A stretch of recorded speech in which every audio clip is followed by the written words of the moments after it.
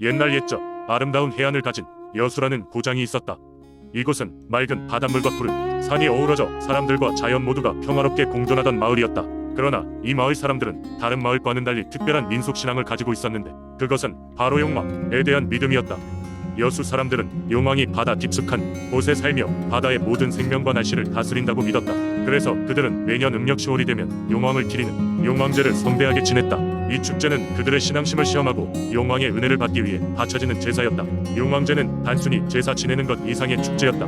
마을 사람들은 며칠 전부터 음식과 술 그리고 여러 가지 해산물을 준비하기 시작했다. 가장 신선한 물고기와 해초를 곡물로 바치기 위해 어부들은 심혈을 기울여 바다에 나갔고 마을의 여성들은 정성껏 음식을 마련했다. 사람들은 제사 전날 밤 달빛이 비치는 해안가에 모여 작은 불을 피우고 고요한 바다를 바라보며 용왕의 축복을 기원했다. 제사 당일 마을 어른들은 바닷가에 마련된 제단에 음식을 가지런히 올려놓았다. 하늘로부터 신비로운 빛이 내려올 듯한 순간 마을의 가장 큰 연장자가 나와 경건한 마음으로 기도를 올렸다. 용왕님, 이번 한 해도 우리 마을을 지켜주시고 풍요와 평화를 내려주소서.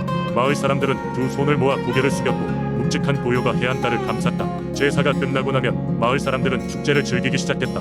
사람들은 서로의 안부를 물으며 음식을 나누고 바닷가에서 춤과 노래, 밤을 지새웠다. 아이들은 모래사장에서 딸딸 웃으며 공놀이를 했고 젊은이들은 바닷바람을 맞으며 미래에 대해 이야기했다. 이렇게 사람들은 용왕제라는 전통을 통해 그들의 신앙을 지키고 서로의 결속을 다지며 자연과 조화를 이루는 지혜를 배워갔다. 비록 시대가 변하고 현대화가 진행되면서 많은 전통이 잊혀져 가지만 여수의 바다와 용왕에 대한 이 특별한 이야기는 여전히 그곳 사람들의 가슴속 깊이 살아 숨쉬고 있다. 두 번째 이야기, 옛날 옛적 충청남도 아산에는 조종산이라는 신비로운 산이 있었다. 이 산은 고요한 자연과 아름다운 경치를 자랑했지만 무엇보다도 사람들이 이 산을 찾는 이유는 그 안에 숨겨진 전설 때문이었다. 조종산에는 빛나는 바위가 있었는데 이 바위는 특별한 능력을 가지고 있다고 전해졌다.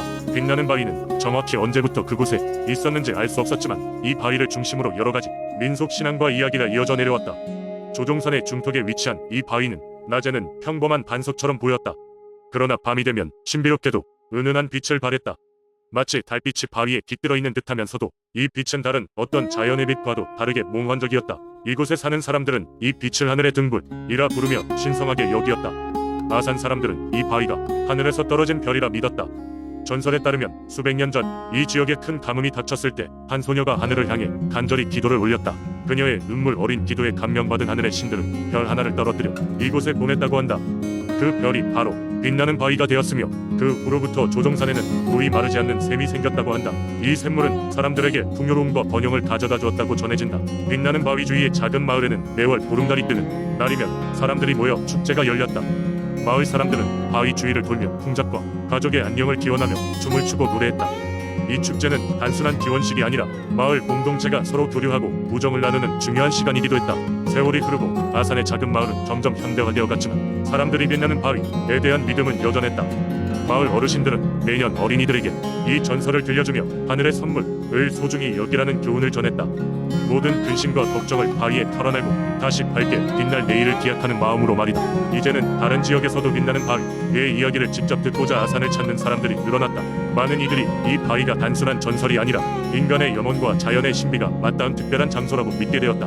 그들은 그곳에서 빛나는 바위가 주는 따뜻한 빛과 그 안에 담긴 조상들의 지혜를 발견하며 새로운 희망을 얻고 돌아가곤 했다.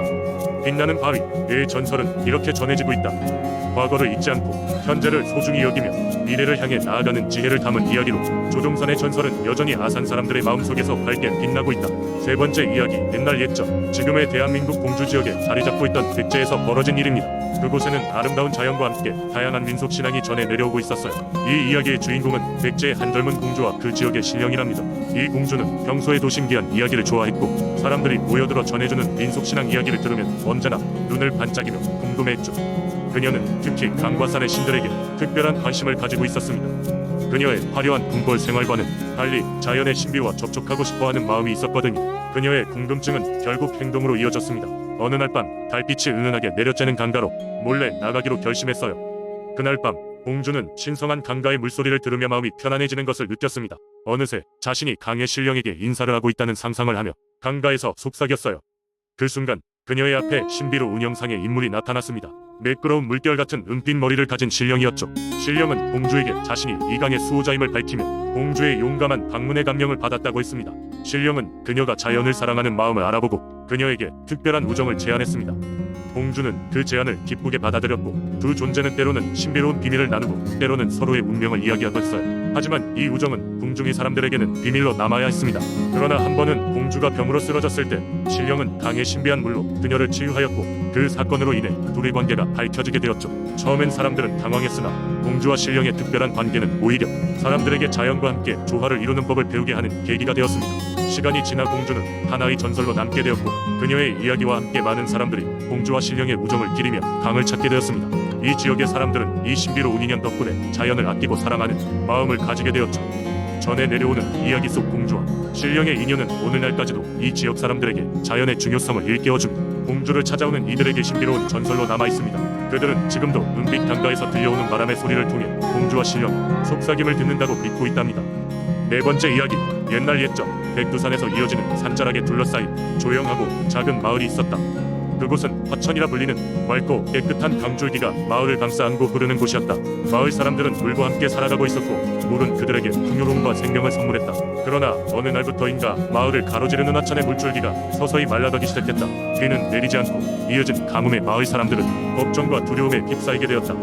그들의 생활은 점점 어려워졌고 강물 없이 농사가 지어질 수 없는 상황에 놓이게 되었다. 그러던 중 마을에 오래된 전통을 알고 있다. 한 노인이 무언가를 기억해냈다. 그 전통이란 오래전 마을의 번영과 안녕을 지키기 위해 물의 여신에게 바치는 제물 의식이었다. 노인은 마을 사람들을 모아 이 전통 의식을 다시금 거행해야 한다고 주장했다. 마을 사람들은 노인의 말에 동의하고 그러한 전통 의식을 통해 물의 여신에게 도움을 요청하기로 했다. 그들은 준비에 착수했다.